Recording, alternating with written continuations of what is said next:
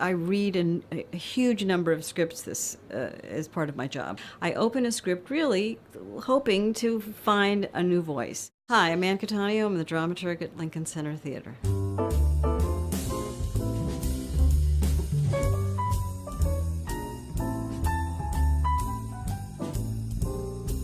The closest definition of a dramaturg is an editor in a publishing house, or specifically an acquisitions editor in a publishing house.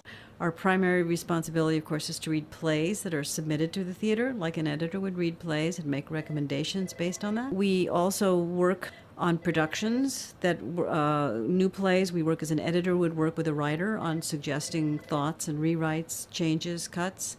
When we work on classical plays, we do, prepare a text. We may make changes or cuts. It's a job that requires a knowledge of theater history, a knowledge of languages, a knowledge of literature. And it also requires a great working knowledge of theater, of actors, of directing, how plays are put together and plays are built. I come from a family of scientists. My father was a scientist, my mother studied chemistry, my brother went to MIT, and I was actually a physics major in college. And I got interested in theater just because I loved the theater that I was seeing at that time. I was living in the Bay Area, and I was fortunate enough to make some connections and get involved with the American Conservatory Theater during its glory days under Bill Ball. And I worked as the assistant to Edward Hastings, who was the associate artistic director. And that was really a connection and a relationship that changed my life. He was the one who said to me, you should go to graduate school in theater. He wrote me a letter, and I was accepted at the Yale School of Drama in criticism.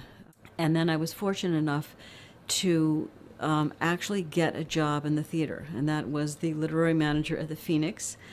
And I came in to my first day of work to the second day of rehearsal of Uncommon Women and Others by Wendy Wasserstein, who turned to me and said, "Thank God you're here." And no one has ever had a happier introduction to their professional life than I have, courtesy of Wendy. I've worked at the Phoenix, at the acting company, at Second Stage. I came here, and I've been called dramaturg, literary manager. So as far as my experience goes, literary managers and dramaturgs are the same job. I've always liked the word dramaturg because nobody knew what it meant. For me, it also implies co-editing, as I do with John Guare, the Lincoln Center Theater Review, which is a literary review that we produce 3 times a year that is sort of an added conversation to the plays we present with our audiences. I also run the Lincoln Center Directors Lab, which is a large-scale project that the theater does for emerging stage directors. When needed, I do sometimes small, sometimes very massive research for actors in productions, if that's called for.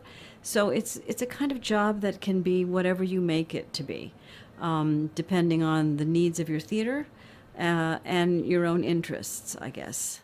We had an extraordinary time here on the coast of Utopia. Hiding behind my door, I've kept off a long 4-page sheet of paper that I put together to really understand all the chronological specifics of that very complex play. Everything in that production, with very few exceptions, is true.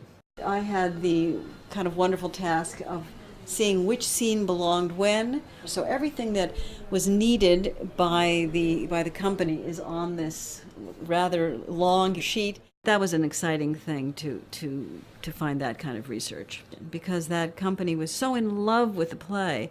They knew everything. So they didn't have to take rehearsal time asking questions like, when did Belinsky meet Herzen? They knew that. They could tell him not only when they knew it, but how, and it was all done. When you're a dramaturg, you work with the director, Mark Lamos, our director, who's working right now in the Grand Manor. The director is in charge of the interpretation, the director's in charge of the room. You're never doing anything the director doesn't know about. What I did for this was to use the great resources upstairs of the Lincoln Center Library for the Performing Arts. They actually have, correspondence between Catherine Cornell and her husband, Guthrie McClintock. Boyd Gaines plays Guthrie McClintock, and Kate Burton plays Catherine Cornell. So we arranged for the company to go upstairs and see this material. The play is, of course, by Pete Gurney, and he did meet Catherine Cornell when he was a young man. And he sets out very charmingly at the beginning of the play the actual meeting. It's the standard, lovely stage door encounter. Then the rest of the play is his imagined encounter. he's invited backstage, and they have a whole, scene, long play together. And we're now at the beginning of a tech rehearsal, which is traditionally the time when the dramaturg goes away or sits at the back of the house. And all of these people who are passing behind us have very important things to ask Mark, and my job is done, basically. Each production is totally different, and that's one of the great things about being a dramaturg. If you look around my office, you'll see piles of books about spirit rituals that I worked on when we did Joe Turner's Come and Gone. Along 6 months, it's something radically different. This is the ideal job for people who love literature, who speak languages, who understand and love actors. When I go on to a stage and I see a ghost light, I'm a happy person, and that has never ceased. It's a funny combination of characteristics. And having people recognize me on the street is not something that I enjoy. If I did, I wouldn't be happy in the job.